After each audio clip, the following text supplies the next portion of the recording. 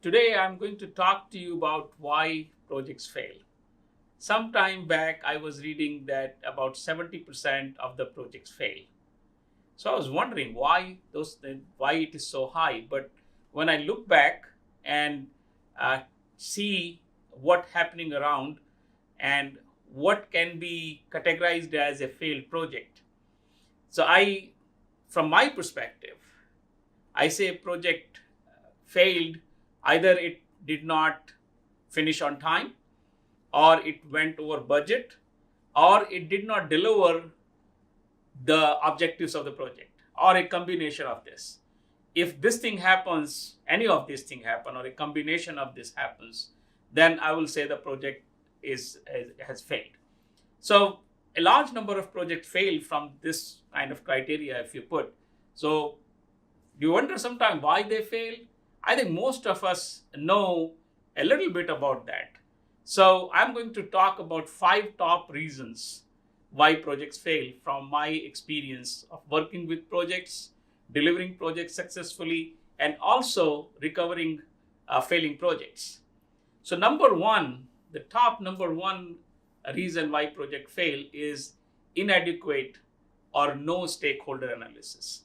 Stakeholders are very important for project, and knowing about them, even knowing who all are the stakeholders, and knowing about their expectations, knowing about their communication preferences is very important.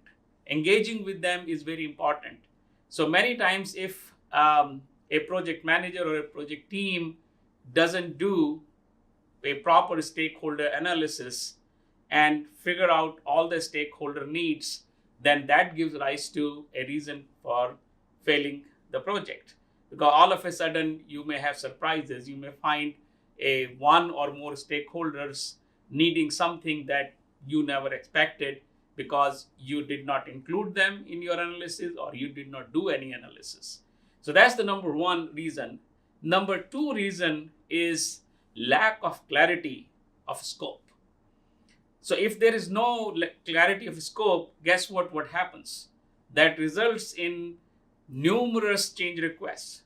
And all of you who lead projects know that's a pain to manage changes, to get those changes approved, get them implemented, and make all those adjustments to the project plans and schedules and all those kind of things. So it's a pain. So if there is a lack of clarity in scope, that gives rise to changes, and that actually creates problem in terms of skipped schedule, cost overruns, and all those kind of things I mentioned about project failure.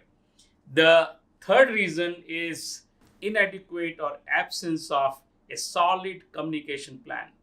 You know that project managers spend about 90% or 95% of their time in communication. That's a very core part of project management.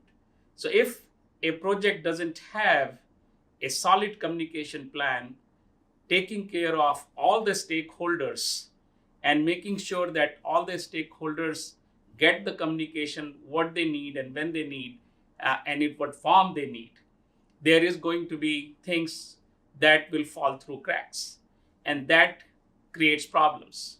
And of course, the net result is those kind of issues that we talked about the project. So that's number three, inadequate or no communication plan. Number four, inadequate attention to risks or no risk management. We all know that projects are unique endeavors. There are going to be risks. And if there is no risk management done, or no attention is paid to the risk, guess what? They will happen. And when they happen, it surprises. And it basically will result in one of those things like schedule slippage, or cost will go up, or unsatisfied stakeholders, or changes, and that complicates the thing. So it is very important to have risk management, and adequate risk management is one of the top 5 reasons that the project may fail.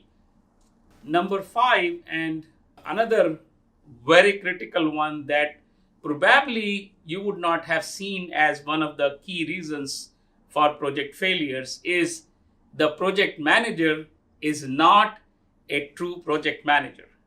Let me explain you what is the meaning of that. So when I say a project manager is not a true project manager, it means that he is just working like a project administrator or a clerk or a paper pusher. So if a team member or a sub team or somebody informs them that, oh, we could not finish our work in time and that's going to introduce a week delay, he may just make a note and send it to everybody. The project will get delayed by a week. He or she may not try to figure out what is the root cause and what can be done to put the project back on track. That is what is the job of a project manager, not just taking the input and communicating it all across. A good project manager will take this input and see if that input impacts the schedule, timeline, cost, and all that. Then he or she will try to figure out what can be done to put it back on track. So that's what I say is a true project manager. So that's a very significant reason, and you might not have seen that reason, but that's one of the core reasons that your project manager is actually not a true project manager. So in summary, there are 5 top reasons. Number 1 is inadequate stakeholder analysis. Number 2, lack of clarity in scope. Number 3, absence or inadequate solid communication plan. Number 4, no attention to risks or no risk management. And number 5, the project manager is not a true project manager. So if you see you have the failed projects around you, or you see some project is in trouble, you may be able to correlate that to one or more of these 5 reasons.